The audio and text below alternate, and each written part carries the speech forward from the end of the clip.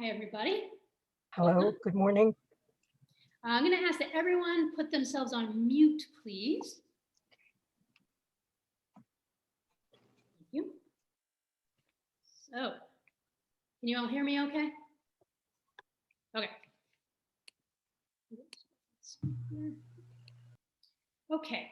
So, my name is Gretchen Grapponi, and I work in the training division here at the Center for Psychiatric Rehabilitation at Boston University. And I'm going to be the moderator for today's event. And we're going to spend the next hour answering your questions on the topic of stigma in the workplace. Please post your questions in the chat box and we'll answer as many as possible today. And since I have lived experience of mental illness and also experience developing interventions for workplace stigma, I'm going to probably be adding a little bit more to the discussion than I usually do as moderator. Today's event is funded by the National Institute on Disability, Independent Living, and Rehabilitation Research. And the content of the webinar does not represent the views or policies of the funding agency. This webinar is going to be recorded, transcribed, and posted as an archive on our center's website. The territory on which the center stands is that of the Wampanoag and Massachusetts people, and our center is a place to honor and respect the history and continued efforts of the Native and Indigenous communities. Big thank you to Melody Reefer today for her tech support. And as I said, if you just joined us, please keep yourselves on mute. Our speaker today, Dr. Zlatko Rusanova, is the Director of Research at the Center for Psychiatric Rehabilitation and is a Research Associate Professor in the Department of Occupational Therapy at BU, Sargent College of Health and Rehabilitation Sciences. She's led several projects aiming to develop and evaluate recovery-oriented interventions that promote employment and community participation. She's investigated issues related to prejudice and discrimination, including manifestations of stigmatizing experiences in the workplace. And now, before we get into the questions, we want to acknowledge that there isn't any agreed upon definition of stigma. In fact, there's about 100 different definitions of stigma in the research literature. So the definition that we're going to kind of go with today is one that I use in my trainings a lot. And I actually say stigmatization because it's more of a process. So today we're going to think of it as processes operating on interpersonal, intrapersonal, and structural levels involving labeling of differences, stereotypes, prejudice, and discrimination, causing loss of status and separation from non-stigmatized people. And really, that's kind of just a fancy way of saying stigmatizations are actions or inactions that ultimately result in lost opportunities for people with mental illness, substance use disorders, or other mental health conditions. All right, so let us get into our first question. First question is, what are some of the myths about people with mental illness or mental health conditions and their ability to work? Thank you, Gretchen. And I just want to say good morning to everybody, to thank everybody for being with us today. I believe all of you care about what we could do to eliminate prejudice and discrimination at the workplace, and that's why we are all together. And we will be very happy to share our experience in research and training around those issues. And I just want to follow also, before I respond to the question, I would like to say a couple of words about the terminology that we use and will be using today. And also you'll see in some of the resources, publications that we have sent you. And as Gretchen mentioned, there are different terms, different definitions, and different terms. People are using the terms of prejudice, discrimination, and stigma. In general, stigma tends to be a term that is over-encompassing and includes the concepts of prejudice and discrimination. Prejudice tends to be representing negative attitudes, devaluing, discrediting people because of a certain characteristic that people may have. And prejudice reflects negative attitudes and also prejudicial behaviors that may not raise to the level of discrimination, which typically, from a legal standpoint of view, is examined as a violation of people's civil and legal rights because of a certain characteristics that people may possess.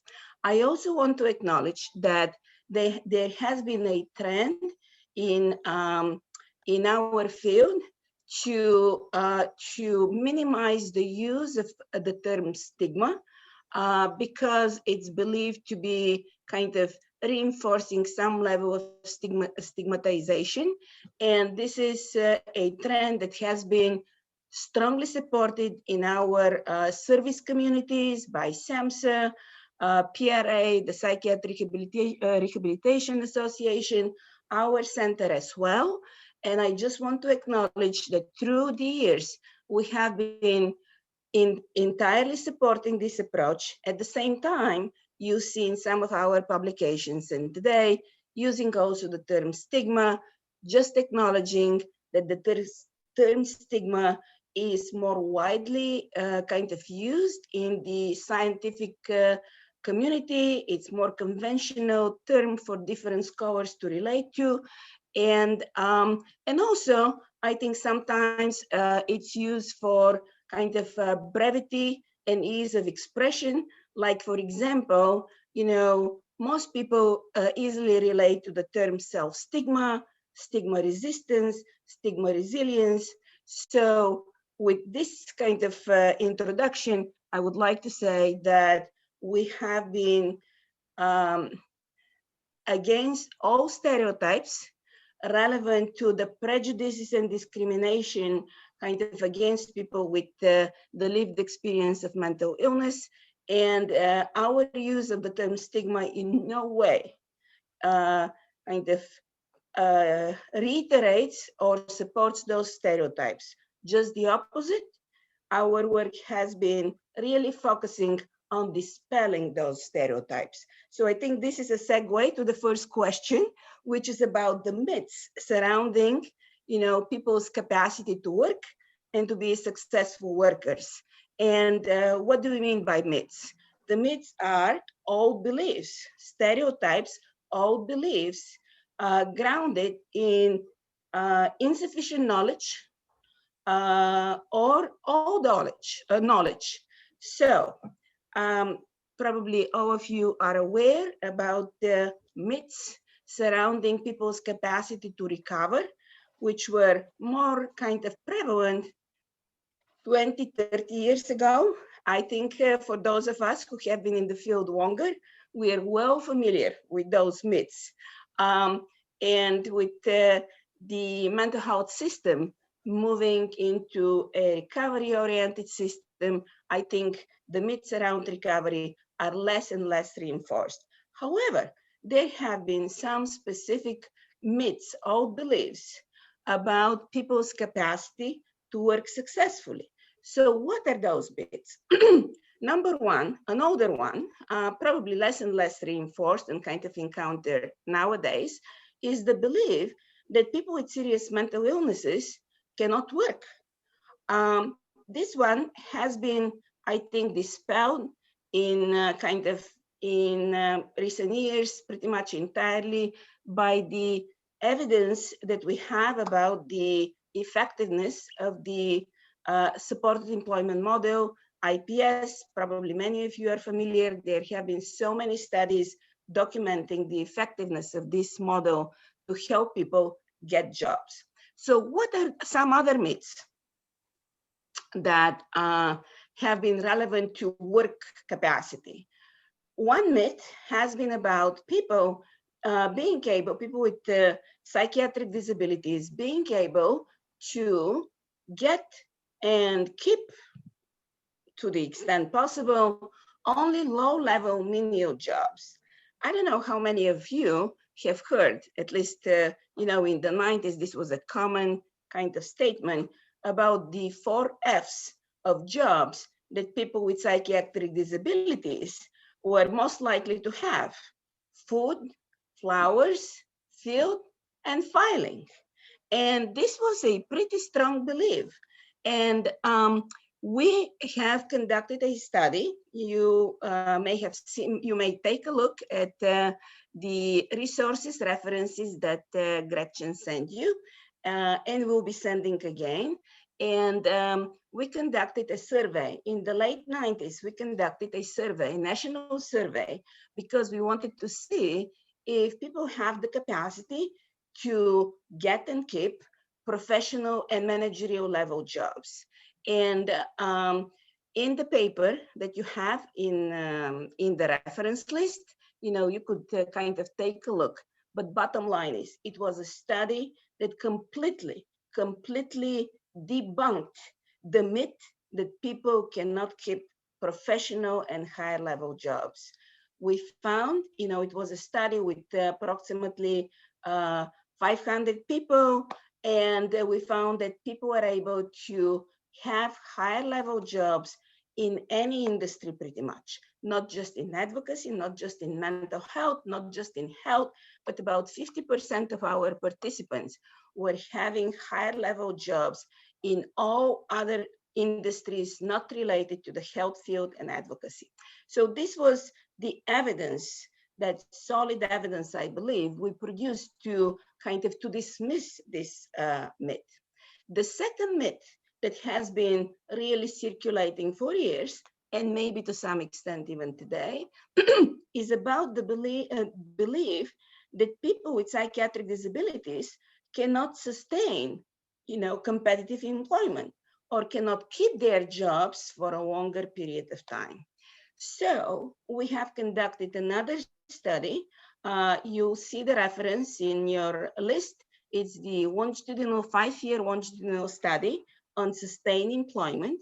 And we documented that actually people with psychiatric disabilities not only are able to get jobs at higher levels, but also they are able to keep their jobs for longer periods of times, for years, not just for months, but for years. And this, again, I could talk about this study by, you know, for an hour. I'm going to stop here and just say, please take a look at the paper, and you see a very solid evidence that people could sustain their jobs. And then the last fourth myth, you know, that actually we conducted a study to start debunking, is probably the hardest and most challenging myth. And it is the myth that people with psychiatric disabilities, once receiving disability benefits, social security benefits, they are not able to leave the social security rolls. Yes, we do know that for the time being, the percentage of people who are leaving the disability rolls is very small. However, we provided evidence that it is possible. People do it. And for those of you who are interested in this particular topic, you could take a look at the third paper about self-sufficiency, financial self-sufficiency of people with, who are employed in competitive jobs. And you could take a look at the factors that help people move beyond the disability roles. So why is so important for us to be talking about those myths? As I said, because those myths actually inform the negative stereotypes that kind of represent the foundation, the ground on which any prejudicial and stigmatizing, discriminating behaviors are based on. So this is the first step for us to start with changing people's beliefs, providers, families, community members, and ourselves. Thank you so much. And I'm glad you brought up disability and benefits, because that reminds me, we did get a question about that we're going to actually move to our next Ask Me Anything webinar, because we decided that's such an important topic that we want to spend a whole hour on that. Okay, so our next question: what are some of the more subtle ways that people experience prejudice and discrimination at work? Great. So this is also a very important question. Why? Because it's in our efforts to reduce, combat, and eliminate prejudice and discrimination at the workplace, we really need to better understand how it's enacted at the workplace. And probably all of you are well aware about the typical forms of discrimination, right? Not hiring people, firing people, not promoting people, not providing training opportunities, and so on. These are the most blatant forms of discrimination that we are all aware of. There has been research, it's well documented. However, I think it's really important for us to be aware of more subtle manifestations of prejudice at the workplace, because those subtle manifestations are really there. They frequently may not be addressed at the workplace, and people are exposed, could be exposed on a daily basis, and those forms could also have a very negative impact on people's ability to do their jobs and keep their jobs. So how do we know about those subtle forms? As part of the longitudinal study that I mentioned, that we wanted to document people's capacity to sustain employment, which was conducted with 529 people across the country. So it was another national sample, pretty much representing all states in the country. We asked people about their experience of negative attitudes at the jobs that they had at the moment. And also with a subset of this group, we ask about the worst experiences of prejudice and discrimination that people have experienced due to their mental health condition. So as a result of the data that we collected from this large group of successful workers, we were able to develop a taxonomy of the different types of experiences or manifestations of prejudice and discrimination that people could encounter at the workplace. So there is a paper in the resource list you see, and you could definitely find more details, but very briefly, what we identified is that people experience, prejudice and discrimination on a continuum from very subtle expressions to the blatant expressions. As I mentioned, we are all aware. And, the manifestations of prejudice and discrimination at work are relevant to all kind of aspects of people's lives, at the workplace. Work performance, at work we are there because we have kind of jobs to do, but also we interact with our colleagues. So we were able to identify specific manifestations of prejudice and discrimination relevant to people's work performance, and then relevant to collegial interactions. And again, we were able to document this continuum from subtle to more blatant manifestations of prejudice and discrimination. So the question is about the subtle manifestations of prejudice. Usually when we talk about subtle expressions of stigma, of discrimination, we really mean prejudicial behaviors that may not necessarily impinge on people's civil and legal rights. However, they have a negative impact on them. What we mean by subtle expressions of prejudice and described in this paper, which by the way was published 10 years ago, so it's kind of old. In more recent years, people probably have come across terms as microaggression and microaggressions. These are the types of subtle expressions of prejudice at the workplace and beyond. So I'm also going to suggest that if you're interested in this question, you take a look at another reference we sent you, and it is a technical assistance guide to eliminate prejudice and discrimination at the workplace. And we have developed at the center, and as part of the development of this guide, and I could talk more about this guide, how to kind of eliminate prejudices and discrimination at the workplace, we further operationalized this taxonomy of manifestations of prejudice and discrimination at the workplace that really helps us take a closer look exactly at those more subtle expressions of prejudice. So we identified 3 areas that could be more easily identified and addressed at the workplace. So manifestations of prejudice relevant to expectations about workers with psychiatric disabilities, the expectations of supervisors, and also the expectations of coworkers. So let me say a couple of words about those.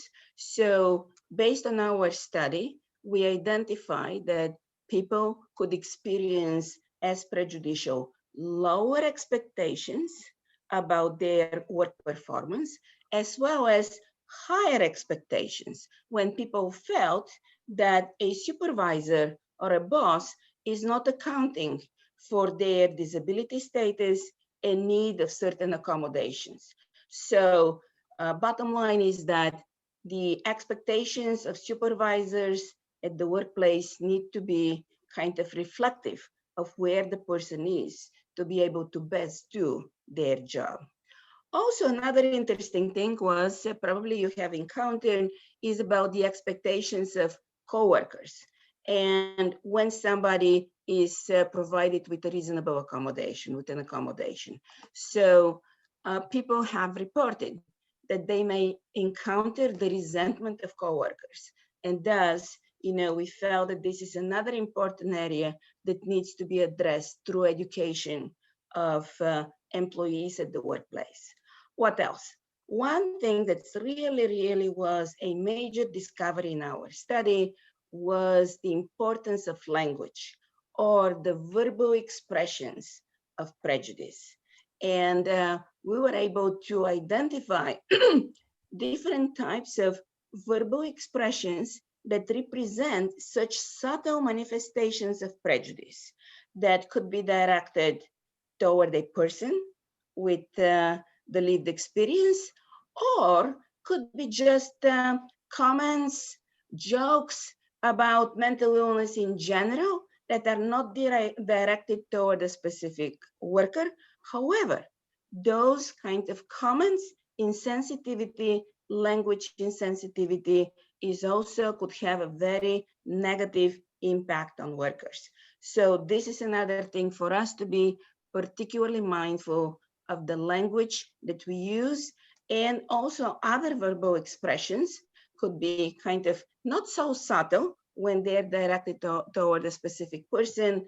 It's about gossip, making comments in front of the person, behind the person's back, ridicule, and an interesting manifestation that we came up with, as part of the study was the using the person's mental health status or background as a manipulation, we call it as a manipulation power strategy. So what is that? People describe situations when they're going to have an argument or a discussion with a coworker or with a supervisor.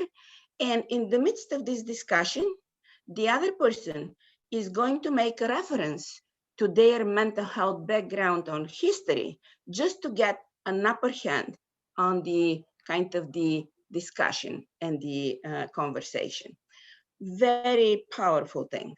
So I'm mindful of the time. Again, I could talk about those things for a long time. So another subtle manifestation of prejudice in the context of work performance is micromanagement. People reported that micromanagement by a supervisor or a boss actually is perceived as prejudicial when it is not requested. So this is something very important as you see the subtleties, but we may not even think about it. So something very important to kind of to be mindful and to take steps in addressing at the workplace. And I could talk a little more if people are interested. If there is a question, I could say a little more about steps to address, for example, micromanagement. And then one last example about the subtle manifestations of prejudice in the area of social interactions with coworkers. One that for me was surprising, but very important upon reflection, was patronizing. That sometimes coworkers may think that they really kind of may make well-meant comments, like, for example, a person described, oh, my boss is asking me, in the morning, did you take your medications? Actually, this was experienced as a negative prejudicial statement, when it's not, again, requested. So we need to be really mindful about things that we say that we may even mean well, but they could be experienced in a negative way. So I will stop there. All right, thank you. So we did have a question asking where these references are. So I guess some people didn't get, there's a reminder email to all registrants where we included the references and the links we're talking about. I will send in the follow-up email, I will send those again. And I think we're going to try to get those references also posted in the chat box for you. So I'm looking for those. Okay, our next question. What can you tell us about the intersection between prejudice and discrimination and disclosing a mental health status at work? Again, it's a critical question because there is such a link between prejudice and discrimination at work and disclosing. And we do know that disclosure is a requirement to certain level of disclosure, is a requirement for people to get an accommodation, either formal or informal. People need to disclose some aspect of having a medical condition that is would be suitable for an accommodation or change to their work responsibilities. And it's really then disclosing exposes people to the prejudicial attitudes or discriminatory practices at the workplace. And what we have found out is that actually many people may be reluctant to request an accommodation or to disclose exactly because they are afraid of being subjected to prejudice and discrimination at the workplace. Actually, I would like to make another open a caveat and make a comment that when we talk about prejudice and discrimination and stigma, it's important to distinguish between the prejudice and discrimination that people experience and they are subjected to, and then what we call anticipated prejudice and discrimination. So the anticipated prejudice and discrimination is really about the fears that people have, that something may happen to them. And then the third type of personal stigma experience, as we are all familiar, is the self-stigma, when we internalize certain negative stereotypes about ourselves. But going back to experience versus anticipated prejudice and discrimination, I would like to mention a very interesting European study, large European study that was led by Dr. Thornycroft. He's a a leader in the area of prejudice and discrimination. And interestingly enough, this international study demonstrated that the most prevalent type of stigma was anticipated stigma, that about 78% in this study, participants reported anticipated stigma. People reported lower levels, about 56% of experienced stigma, and then self-stigma was encountered and reported among about a third of the study participants. Why do I mention this? Because it's evidence that anticipated stigma, the fears that people have about what's going to happen if they disclose or if people find about their condition, are really, really important. And I think it's also another important thing. So why do we need to address stigma? Because then people will have more opportunity, less fears to to request the changes that they need to be successful workers. One other comment I would like to make is that, at first glance, we could think that stigma is relevant only to, people who have disclosed or people who are afraid that, of disclosing. In fact, in our study, we identified, we had kind of findings that actually indicate that even people who do not disclose, they feel the negative impact of prejudice and discrimination and the anticipated prejudice and discrimination. Maybe you're going to say, in what way? I mean, people, first of all, were afraid that somehow their condition may become known, that people may need to have a hospitalization or experience symptoms, and then it will become known. Also, there people reported experiencing some internal pressure to work harder, to kind of keep themselves to higher level of expectations, self-expectations and standards, and making things even harder for themselves. People were reluctant to request a day off if they needed, time off. And interestingly enough, people reported being afraid of saying no to certain requests because it could have been experienced like a vulnerability, and again, going along with those internal kind of higher expectations. So stigma, prejudice, and discrimination are a challenge for those who disclose and for those who do not disclose. So it's a pervasive problem that we need to figure out how to address.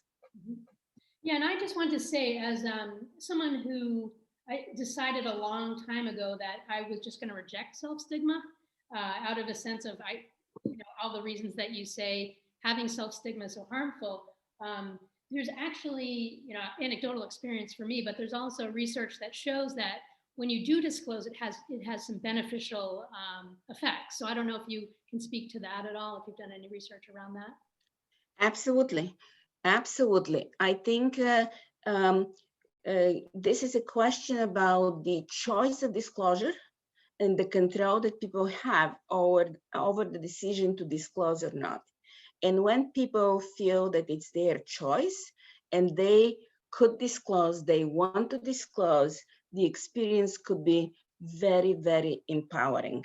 We have heard those stories that people really feel empowered by the ability to disclose, and many people actually report very positive experiences as a result of disclosing. Great. I know that every once in a while I'll run into someone who's heard me tell my story about experiencing mental illness, and they'll say, hearing you prompted me to go get treatment, or just, having those kind of really positive interactions. I just want to highlight that good things can happen from disclosure, but of course it has to be a very personal decision for each person. Another question: as an employment specialist who works with people with serious mental illness, what are some tips for addressing stigma when connecting with potential employers? So I would like to to answer this question in a kind of first starting with a broader answer, and to say that, in recent years, there have been really increasing number, there has been a growing effort to develop interventions to help people with psychiatric conditions to deal with prejudice and discrimination, and especially a growing number of interventions helping people to reduce self-stigma. However, to the best of my knowledge, to this day, there is no intervention that is helping people navigate and deal, prejudice and discrimination at the workplace.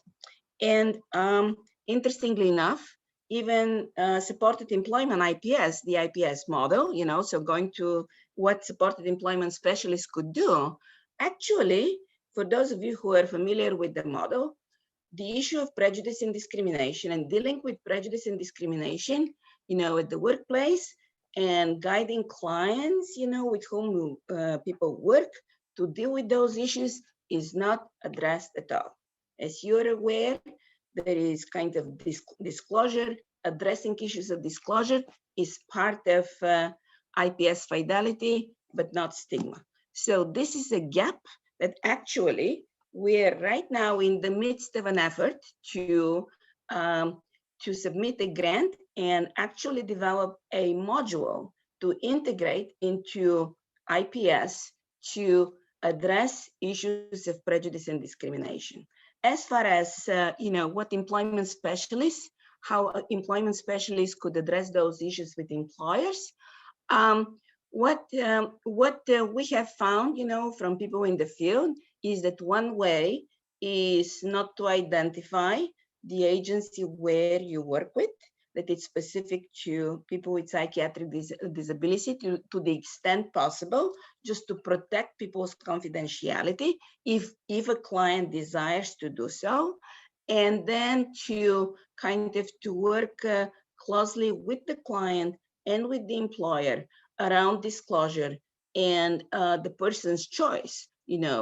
If their condition is disclosed, it will be one approach. Obviously, if your client does not desire disclosure, you will be working in a completely different way with the potential employer not disclosing the person's status. Great, thank you. Another question, can you say a bit more about micromanagement as a form of stigma? Yes, so micromanagement has been described as a form of prejudicial treatment at work because people feel that they may be supervised, kind of watched, their work could be maybe kind of monitored and supervised to a greater extent than the work of other coworkers. And most importantly, I want to emphasize that this level of oversight and supervision is not requested by the person. There is a big difference if the person is requesting, higher level of support, because this is an accommodation.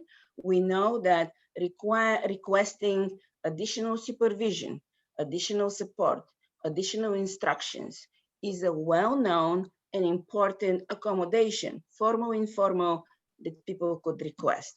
It's about when people are not kind of desiring this level of oversight. So, when we were developing this technical assistance guide to help workplaces,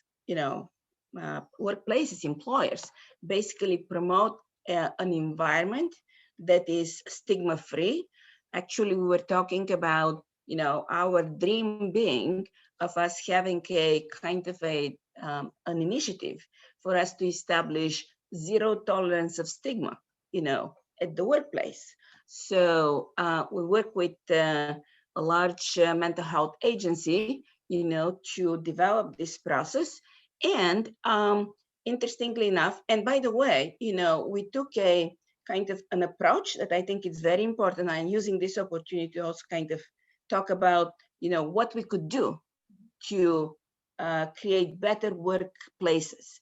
An approach that seems to be working when you combine a top-down approach with a bottom-up approach and you integrate the two when you want to make changes at the workplace. So we work with a group of employees, of staff from this agency, and they were the folks who identified, from reviewing the whole list of subtle to less subtle, more blatant types of prejudice and discrimination. For example, they chose micromanagement as one area that they wanted to address at the policy level in their agency.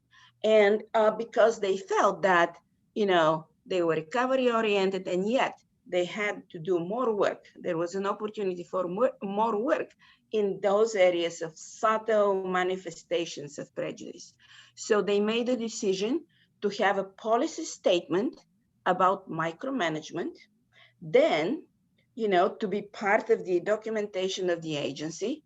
Then what we did is we had an indicator about micromanagement, and this indicator was the employee satisfaction with the level of supervision that they're getting.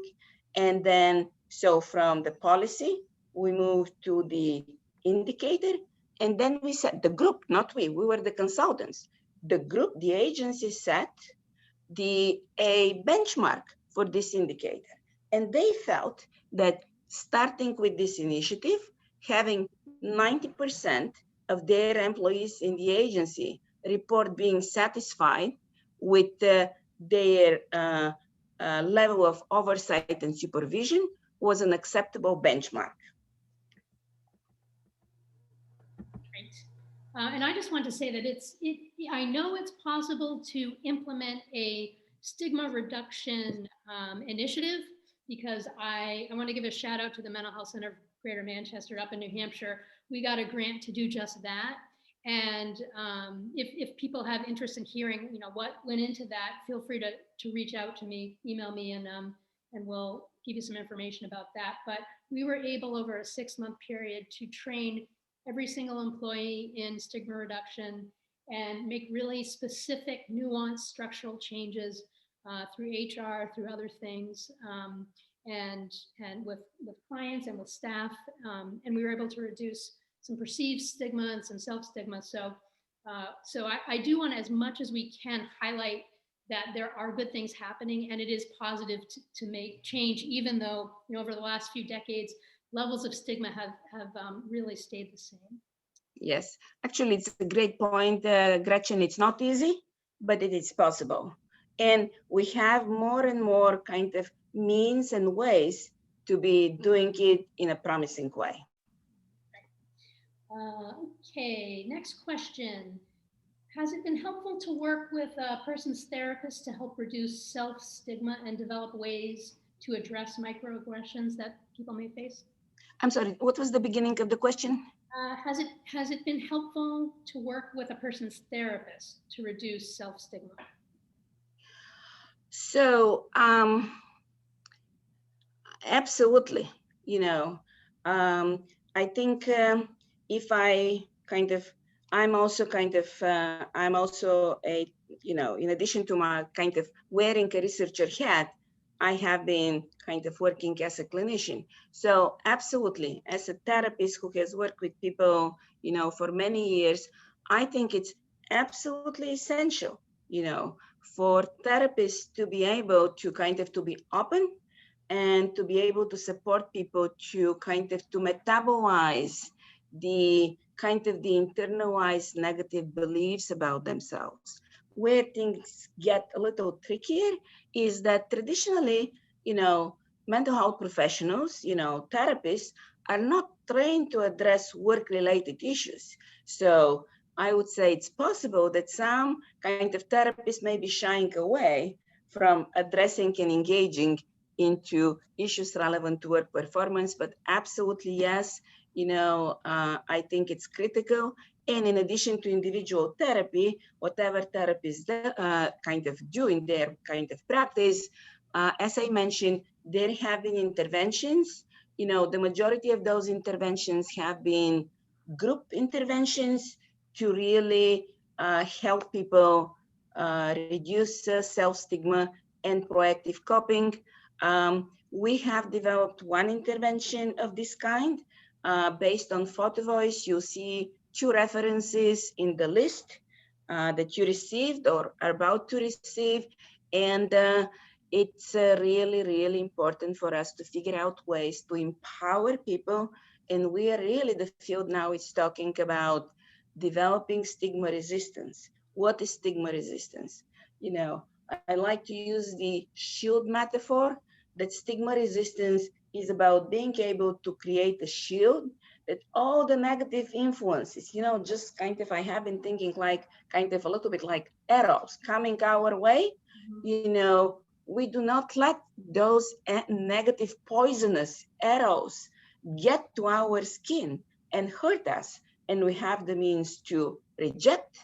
And because people are vulnerable, especially people with longer histories, more challenging experiences, people have internalized some of those beliefs.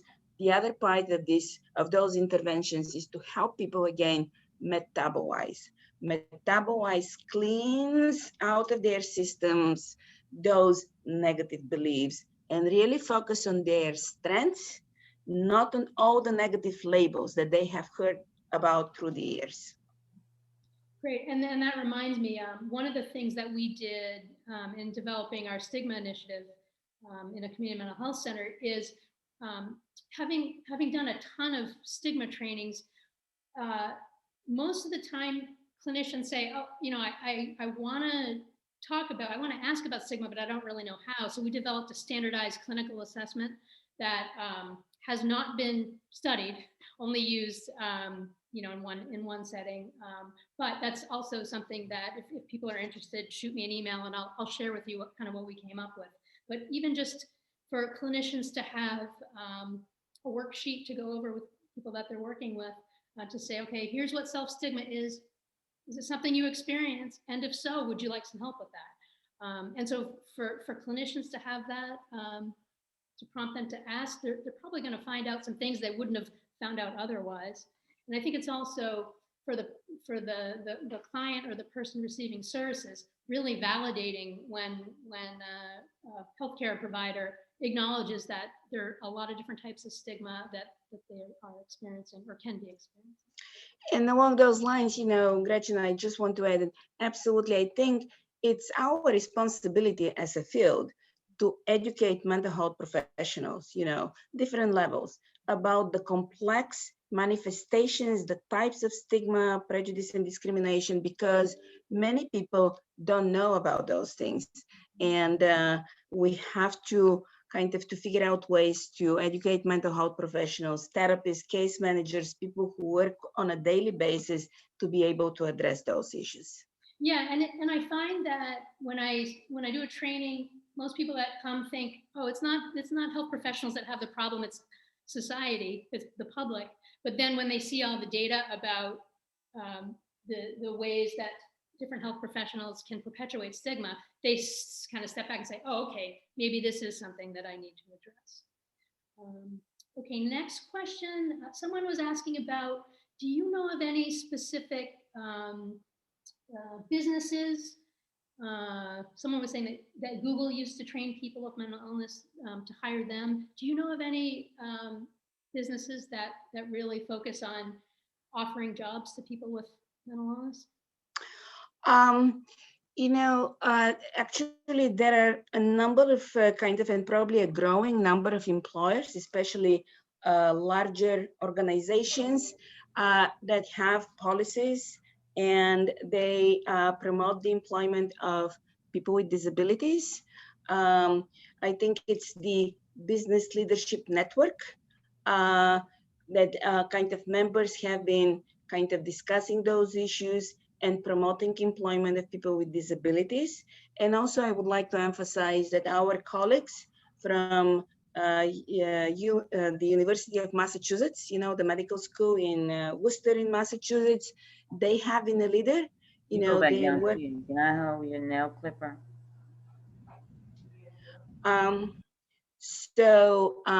Their initiative, Work Without Limits, they have been working with employers. They have annual conferences where they kind of share experiences of employers kind of promoting employment of people with psychiatric disabilities. So absolutely, yes.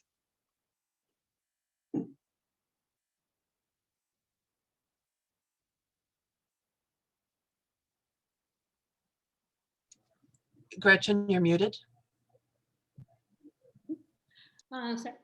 So could you tell us a little bit about, I'm just curious about in your, you know, vast experience of researching this topic for so many decades, is there anything that's been especially surprising to you about your findings?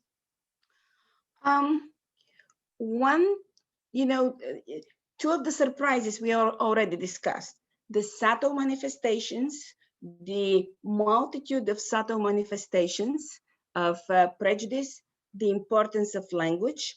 And then there is another kind of area, kind of more recent area of research and work that it's really, really important, is really looking at the kind of, at the experience of prejudice and discrimination from a intersectional point of view and accounting for different types of, stigmas or sources of prejudice and discrimination that people may be encountering.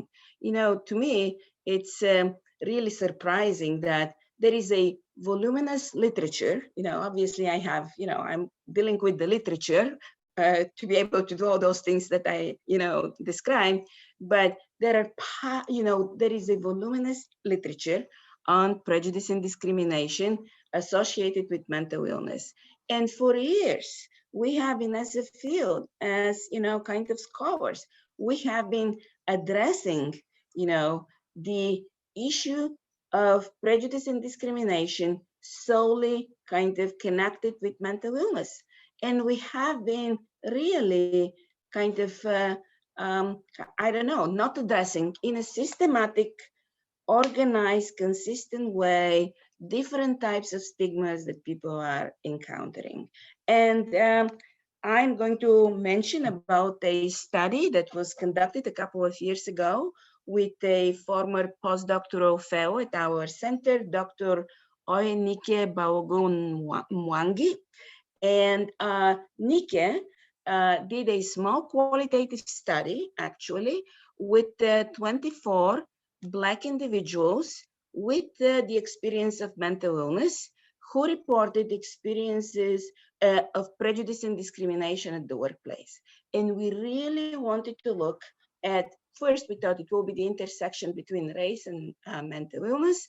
And actually, it was a fascinating study of discoveries.